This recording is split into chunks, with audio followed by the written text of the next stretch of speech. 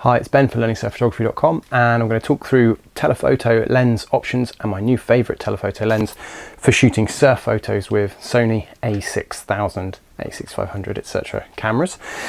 So this is the latest in a long line of telephoto lenses I've got for these range of cameras. I started out with the trusty Sony 55-210mm, which is still a brilliant choice if you're on a budget.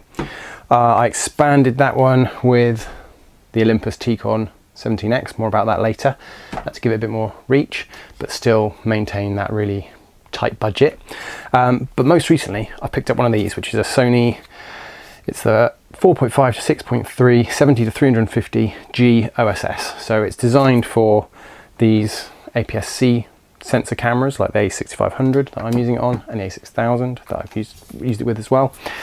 And that means they can design it a little bit smaller than the equivalent lens, the equivalent focal length for full frame cameras. So I have used lenses which are designed for full frame cameras. They work fine on these smaller camera bodies, but they just tend to be a bit bigger. Usually they don't bother designing smaller lenses because there's not a huge, once you get past 200-300mm, there's not a huge benefit in designing it for a smaller sensor. But they have managed to cut down on the size of this one compared to an equivalent for a full frame, which is a bonus because I love carrying less, having less stuff to take to the beach and lug up and down cliffs and things like that. This was the original one I used, which is perfect. It's kind of small enough to pocket with one of these small camera bodies.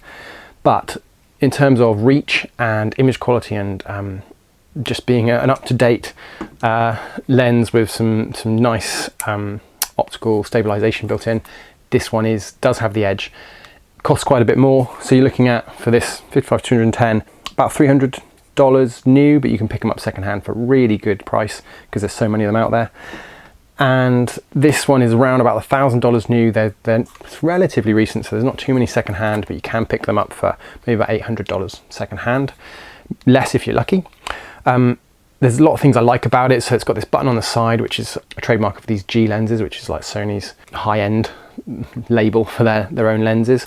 It's almost like a back button focus, but on the side of your lens. That helps with surfing. Sometimes if there's things in the foreground, it helps you sort of maintain focus as you're panning along, but not always super useful. Nice touch though. You can turn the stabilization off and on the side, which is useful if you're shooting video, especially. You can flick it off if you don't need the stabilization if you're on a tripod already. What else can I tell you about this? The image quality is great. I'm not really a pixel peeper. I don't dig into too much detail at 100% or anything, but I'll put up some comparison shots with this one and a couple of other lenses I've used. Essentially, if you've got the budget, this is the one to go for if you want to do surf photography with one of these smaller lenses.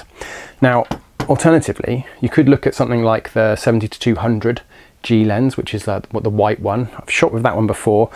That one will run you about $1,500, so quite a bit more expensive, less range. It is faster, it's f4, or you can get an f2.8 one as well, which is even more money, but I've used the f4 version. I find for surfing, you're normally outside. You're in an environment where there's plentiful light. You're not struggling. It's not like you're shooting basketball indoors where you have to really struggle to gather enough light. You're outside, usually at the beach. There's usually loads of light around, so having it a little bit slower doesn't bother me, and I wouldn't worry about, I would rather have this one over the 70-200 f4, for instance, for the money, for sure. Obviously, if you're shooting with a full frame camera body, it's a bit different, but as I've said in the past, I don't believe there's much of an advantage for surf photography for shooting with a full frame body compared to the advantage you get with using a smaller, faster, basically cheaper, but something that represents better value in those APS-C bodies like the a6500 and the a6000. So yes, I think this is a fantastic choice.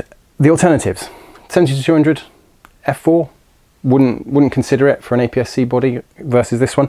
The 100-400G Master runs about $2,500, so much more expensive than this. I did shoot with it, and it is an amazing lens, but again, if you're shooting with APS-C, this is going to give you what you need. Very little advantage to using that lens, I would say. There's one really interesting lens that I haven't used, which is the Tamron 70-300, and that comes in at about $500, and it's relatively recent as well. Obviously not quite as much reach as this. This goes to 350mm, Tamron's to 300. Same at the lower end at 70, and I think that might be a good option, but I haven't tried it yet. I'll check into it and I'll see. That 50mm at the top does really make this one a bit more interesting for surf photography in particular, because you do quite often you'll be zooming all the way in and then you'll crop anyway. So extra reach is pretty good. On that note, I have shot with the Sigma 100-400. I use the Canon version with an adapter, but there's now a native Sony E-mount version, and that will run you about $850. And I really enjoyed that lens, but it is significantly bigger because it's designed for those larger sensor cameras. So in terms of all-round value and pocketability, just about, if you've got big pockets, this is the lens I would recommend for surf photography with a Sony APS-C body. With a caveat that the Tamron might also be a really good choice, but I haven't had a chance to try it out yet. So one thing you might be wondering is, will the Olympus T-Con 17X, which is a 1.7 times teleconverter, which screws onto the end of your lens, does it work? Yes, it does. Short answer, yes. Now, I've used this one quite a bit with the 55-210mm. So that would be 210mm with your APS-C body. To get the full frame equivalent focal length, you're looking at, you times it by 1.5. So 210 would turn into a 315mm. With this on top, turns into a 535mm.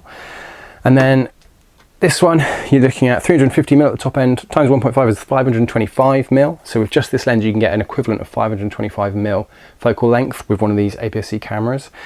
If you add this on using the correct step down ring, which is 67-55, all these links, all these things I'm mentioning, will be in detail in the blog post. I'll have a link below. That screws onto the end, and there's no vignetting at 70 or any of the other focal lengths. So I was quite impressed with that. In terms of image quality, I found once I zoomed all the way in, it did work. It was fine. In fact, for video, I would definitely use this. It turns it into the equivalent of an 890 odd mil lens. So fantastic for shooting video of surfing, because often people are a long way away. Obviously, you're going to want a very steady base, a good tripod with a fluid video head to do that. You wouldn't be shooting this handheld. Even with the image stabilization, it's not going to be good enough at all. I would definitely use it for video, because with video you can't crop in as much without losing the resolution, because you're already at quite a low resolution. But with the 24 megapixels that the A6500 has, for 99% of the time, for 90% of people, you're only ever going to be displaying that on a computer screen or maybe on a print, so big. And in that case, you can crop in quite a lot without realistically losing any quality. So I found that when I looked at them in detail, which isn't something I do all the time, but I did in this case, I'll put some examples in the blog post, I found that the image quality was I think I preferred it shooting with just the naked lens and cropping, versus shooting with this lens and having that higher resolution, like almost the same field of view but a higher resolution. I found I preferred it just with the naked lens. So that makes me happy, because I don't have to take this with me anymore to the beach unless I'm shooting video. It basically performs exactly as you'd imagine a G lens would on a Sony camera. So it focuses really, really well, and it takes great photos, and it's not huge. And they're finding more and more of them are coming up on the second-hand market. And hopefully with people like Tamron bringing out sort of competitors to it, then maybe we'll see a price drop. But yeah, well worth getting, well worth investing in. If you want to upgrade from your 55-210mm and you want a Sony lens which is designed specifically to work perfectly with your camera, this is the one to go for. So that's all for today. I'm going to do a couple more videos soon on my new minimal surf kit, including this lens, a couple of others. That's all I use for my surf photography. And if you want to learn more about surf photography and how to pick up different techniques, have a look at learningsurfphotography.com at the video course that's available there. Any questions, shoot me an email, ben@learningsurfphotography.com. Thanks.